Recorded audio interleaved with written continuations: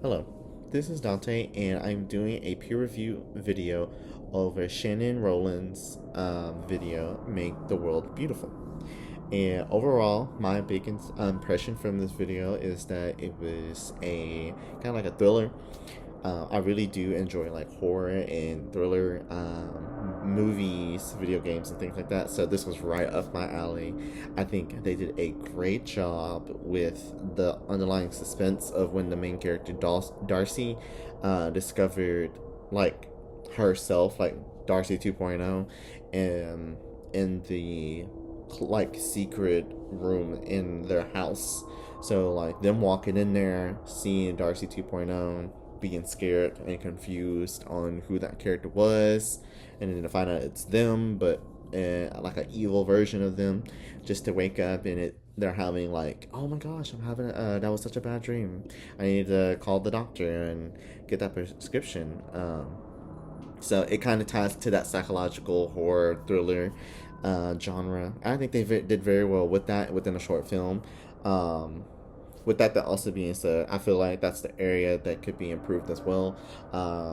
With some like underlying like scary noise or underlying like just uneasiness in like background noise.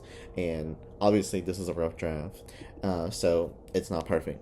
um I think, the special scene within that short film was the character kind of knows about this secret room in their house, and they just press up against this cabinet and it turns into like it actually being a door, because that shocked me. I don't really see that many houses opening up secret rooms like that, and so seeing that in this film, that was a pretty cool add to the movie. Instead of it just being like in a regular room, it was like in this little secret room that kind of add to the suspense that like the main character knows about this, but us, the audience, do not. And as far as like the storytelling, I think, yes and no.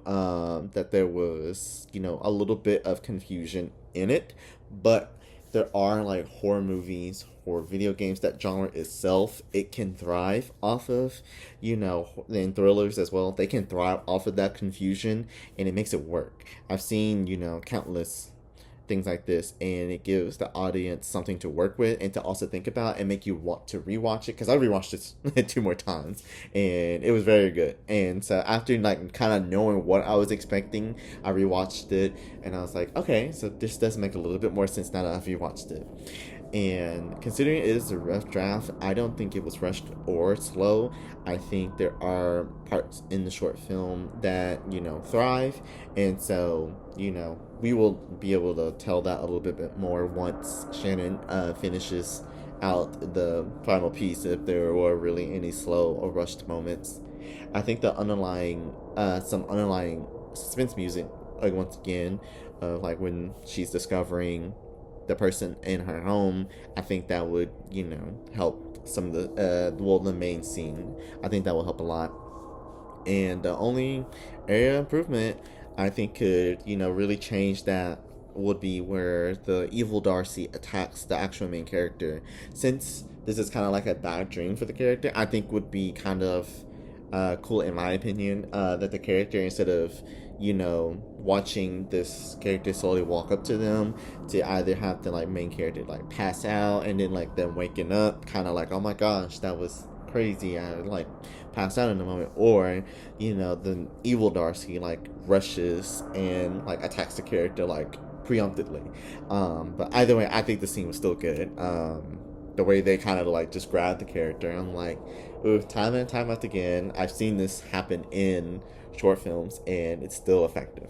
But overall, I think they did great. I think everything about this was really good, and I'm happy that someone took the challenge to make a kind of horror thrillerish film, and I think Shannon did a very great job. And so Shannon, if you're seeing this, great job. I loved it. I can't wait to see the final version. But I hope you have a great day, and thank you so much.